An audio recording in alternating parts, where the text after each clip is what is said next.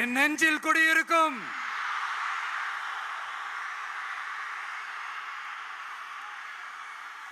புதுச்சேரி மக்கள் உங்கள் அனைவருக்கும் என்னுடைய வணக்கம்.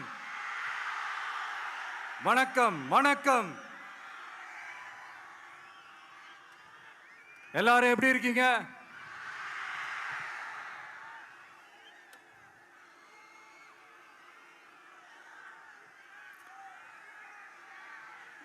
இந்த ஒன்றிய அரசுக்கு தான்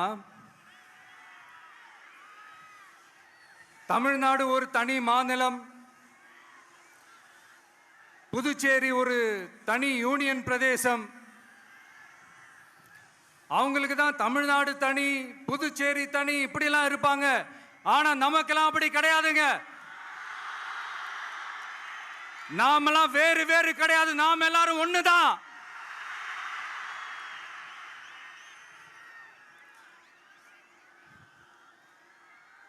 தமிழ்நாடும் புதுச்சேரியும் தனித்தனியாக இருந்தாலும் நாம் எல்லாரும் ஒண்ணுதான். நாம் எல்லாரும் சொந்தம் தான்.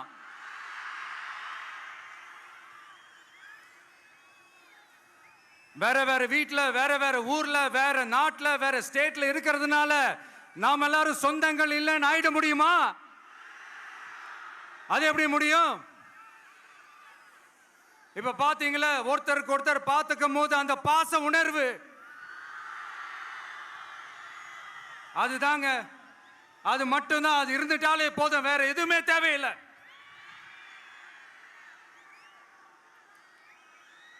அதனால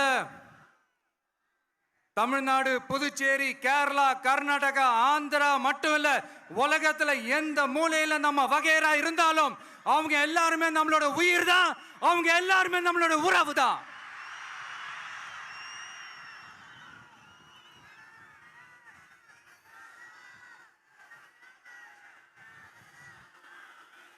புதுச்சேரினாலே உடனே ஞாபகத்துக்கு வர்றது மணக்குள விநாயகர், அரவிந்தர் ஆசிரமம்,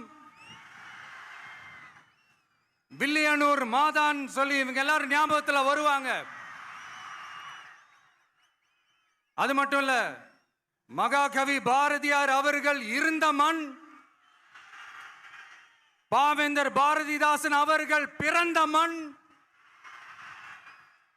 அது மாதிரி இன்னும் சிறப்புகளை அடுக்கிக்கிட்டே போலாம். ஆனா அரசியல்னு வந்துட்டா ஒரு முக்கியமான விஷயத்தை பத்தி நம்ம சொல்லியே ஆகணும். 1977 புரட்சி தலைவர் எம்ஜிஆர் அவர்கள் தமிழ்நாட்டில் ஆட்சி அமைச்சாங்க. ஆனா அதுக்கு முன்னாடியே 1974லயே இங்க புதுச்சேரியில அவங்களோட ஆட்சி அமைஞ்சது. அதனாலதான் அப்பவே சொன்னாங்க, நமக்காக வந்தவர் எம்ஜிஆர், அவரை தமிழ்நாட்டில் மிஸ் பண்ணிடாதீங்கன்னு நமக்கு அலர்ட் பண்ணதே புதுச்சேரி தான். அப்படிப்பட்ட புதுச்சேரியை நம்மளால மறக்க முடியுமா? அது மட்டும் இல்ல, இங்க இருக்கிற மக்கள் தமிழ்நாடு மாதிரியே புதுச்சேரி மக்களும் என்ன கிட்டத்தட்ட ஒரு 30 வருஷமா என்ன தாங்கி பிடிச்சுக்கிட்டு இருக்கிறீங்க.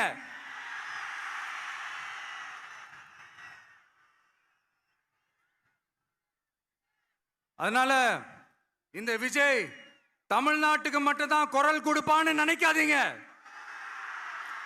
அப்படி பண்ணாத தவறு. புதுச்சேரி மக்களுக்கும் சேர்த்து தான் குரல் கொடுப்பான். அது என்னுடைய கடமையும் கூட.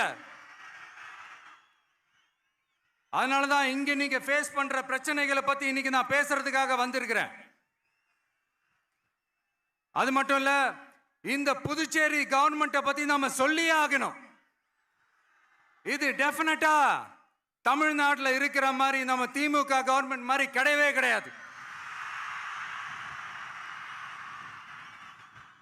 ஏன்னா வேற ஒரு அரசியல் கட்சி நடத்துற நிகழ்ச்சியாகவே இருந்தாலும் அந்த நிகழ்ச்சிக்கு தன்னெழுச்சியா வர நம்ம மக்களுக்கு பாதுகாப்பு கொடுத்து பாரபட்சமே காட்டாம இந்த கவர்மெண்ட் நடந்துகிட்டு இருக்கிறாங்க.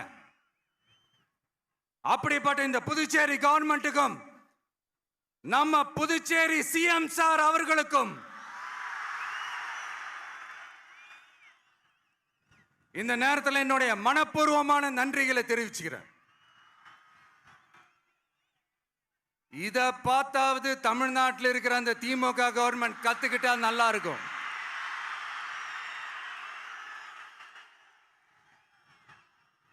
ஆனா அவங்க கத்துக்க மாட்டாங்க. பரவாயில்ல, வரப்போற எலெக்ஷன்ல 100% கத்துக்குவாங்க.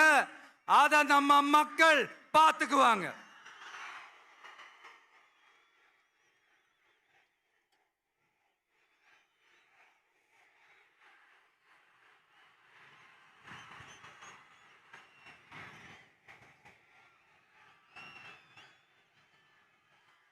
புதுச்சேரியில் இருக்கிற கவர்மெண்டோட கூட்டணி ஆட்சியில இருந்தாலும் புதுச்சேரிய ஒன்றிய அரசு எதிலையுமே கண்டுக்கல் என்றது புதுச்சேரி மக்களான உங்களுக்கு நல்லாவே தெரியும்.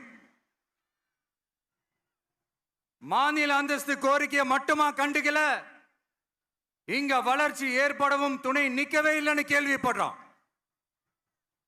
இந்த புதுச்சேரிக்கு இன்னும் மாநில அந்தஸ்து கொடுக்கல. மாநில அந்தஸ்து வேணும்னு கேட்டு பல முறை சட்டசபையில தீர்மானம் போட்டு ஒன்றிய அரசுக்கு அனுப்பி வச்சுக்கிட்டே இருக்கிறாங்க. இந்த வருஷம் கூட மார்ச் மாசம் 27ஆம் தேதி 2025 அன்னைக்கு ஒரு தீர்மானம் போட்டாங்க. அது மாநில அந்தஸ்து வேணும்னு கேட்டு ஒன்றிய அரசுக்கு அனுப்புற 16வது தீர்மானம்.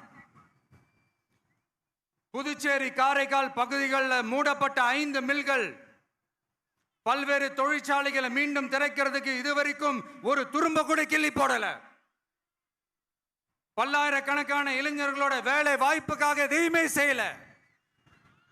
இங்க ஒரு ஐடி கம்பெனி உருவாகணும்ன்றது எண்ணமே இல்லை. அதை பத்தி யார் பேசினாலும் அது அவங்க காதல விழவே விழல. இங்க ஒரு அமைச்சரை ஊழல் குற்றச்சாட்டுல பதவி விட்டு நீக்கப்பட்டு அந்த இடத்துக்கு இன்னொருத்தரை நியமிச்சு 200 நாள் ஆச்சு. இன்னும் அவருக்கு ஒரு இலாக்காவே தரல.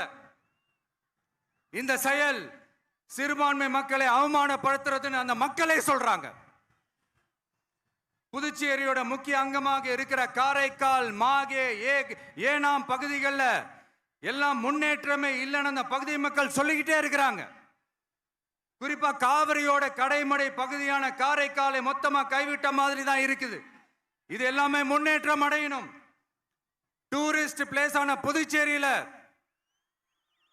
போதுமான அளவு பார்க்கிங் வசதி இல்ல, போதுமான அளவு கழிப்பறை வசதி இல்ல. இதெல்லாமே மேம்படுத்தணும். புதுச்சேரி கடலூர் மார்க்கமான ரயில் திட்டம் வேணும்ங்கிறது நீண்ட கால கோரிக்கை. புதுச்சேரி மக்களுக்கு ஒன்னே ஒண்ணுதான் சொல்லணும், இந்த திமுகவை நம்பாதீங்க. அவங்களுக்கு உங்களை நம்ப வச்சு ஏமாத்துறது தான் அவங்க வேலையே. நான் சொன்ன பல கோரிக்கைகளை எல்லாம் தீர்த்து வைக்கிறதுக்கு நம்ம புதுச்சேரி கவர்மெண்ட்டுக்கும் அதோட மக்கள் திட்டங்களுக்கும் ரொம்ப அக்கறையா உண்மையா துணை நிக்கணும்.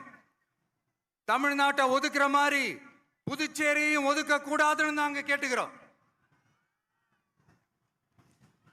கிட்டத்தட்ட 20 லட்சம் பேர் வாழ்ற யூனியன் பிரதேசமான புதுச்சேரி மத்திய நிதி குழுவில் இடம்பெறவில்லை.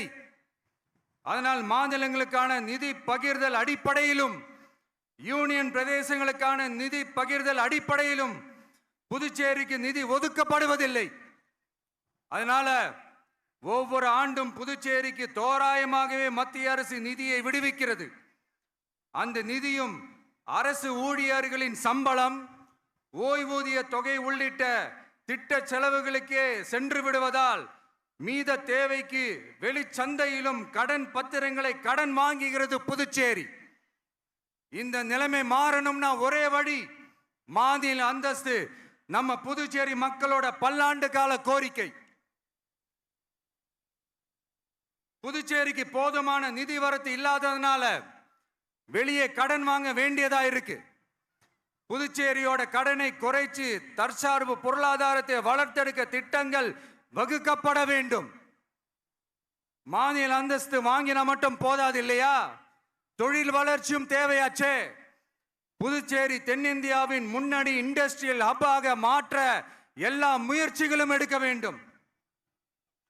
இந்திய அளவில் ரேஷன் கடைகளே இல்லாத மாநிலம் புதுச்சேரி தான். ஏழை எளிய மக்களுக்கு வாழ்வாதாரமே ரேஷன் கடைகள் தான். மற்ற மாநிலங்கள்ல இருக்கிற மாதிரி இங்கேயும் அரிசி, சர்க்கரை, பருப்பு, கோதுமை, எண்ணெய்னு அனைத்து பொருட்களும் வழங்கும் முறை சீராக்கப்பட வேண்டும். கடைசியா மீன் பிடிக்க செல்லும் காரைக்கால் மீனவர்களை அடிக்கடி கைது செய்யும் இலங்கை கடற்படை அவர்களின் படகுகளையும் பறிமுதல் செய்து விடுகிறது. அதனால் நீண்ட போராட்டங்களுக்கு பிறகு அவர்கள் விடுவிக்கப்பட்டாலும் படகுகள் கிடைக்காததால் படு மோசமான நிலைக்கு தள்ளப்படுகின்றனர். இந்த நிலை மாற வேண்டும். நான் மறுபடியும் சொல்றேன், இந்த விஜய் புதுச்சேரி மக்களுக்காகவும் எப்பவும் துணை நிற்பான். வரப்போற புதுச்சேரி தேர்தல் களத்துல நம்மளுடைய தமிழக வெற்றி கழகத்தின் கொடி பட்டொளி வீசி பறக்கும். கான்பிடண்டா இருங்க, நல்லதே நடக்கும். வெற்றி நிச்சயம். மீண்டும் சந்திக்கும் வரை நன்றி, வணக்கம். மக்கள் எங்க உரிமை காவல்.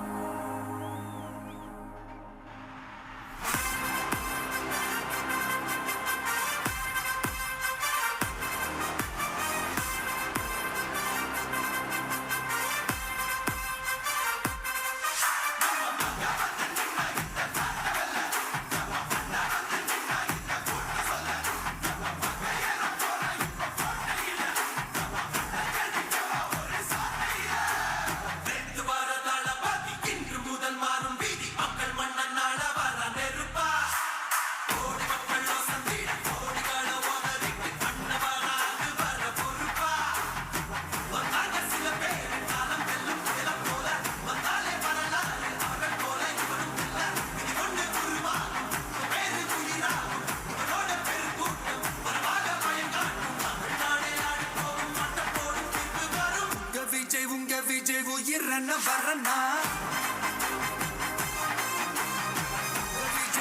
விஜய் எளியவன் குரல்னா விஜய் தனியால் இல்ல கடல்னா விஜய் எளியவன் குரல்னா விஜய் தனியால் இல்ல கடல்னா மக்கள் தானே மன்னர்கள்.